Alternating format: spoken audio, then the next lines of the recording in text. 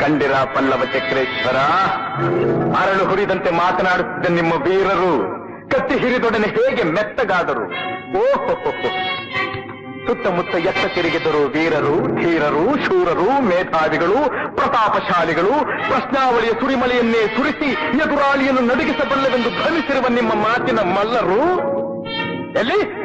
ಕರೆಯಿರಿ, ಈಗ ಕರೆಯಿರಿ ನಿಮ್ಮ ನಿಷ್ಠಾವಂತ ಸೇವಕರನ್ನು ನಿಮ್ಮ ರಕ್ಷಣೆಗೆ. ಹೆದರಬೇಡಿ, ನಾವು ಕದಂಬರು, ಕನ್ನಡ ತಾಯಿಯ ಮಡಿಲಲ್ಲಿ ಬೆಳೆದ ಮಕ್ಕಳು. ಕನ್ನಡಿಗರ ಧರ್ಮ, ಕನ್ನಡಿಗರ ನೀತಿ, ಕನ್ನಡಿಗರ ಸಂಸ್ಕೃತಿ ನಮ್ಮ ರಕ್ತದ ನರ ನಾಡಿಗಳಲ್ಲೂ ಹರಿದಾಡುತ್ತಿದೆ. ದುಷ್ಟನೇ ಆಗಿರಲಿ, ದ್ರೋಹಿಯೇ ಆಗಿರಲಿ, ಅವನೆಂಥ ಅನ್ಯಾಯ ಅಕೃತ್ಯಗಳನ್ನೇ ಮಾಡಿರಲಿ, ಅಸಹಾಯಕರಾದವರಿಗೆ ಕರುಣೆ ತೋರಿಸುವುದೇ ನಮ್ಮ ಹುಟ್ಟು ಗುಣ.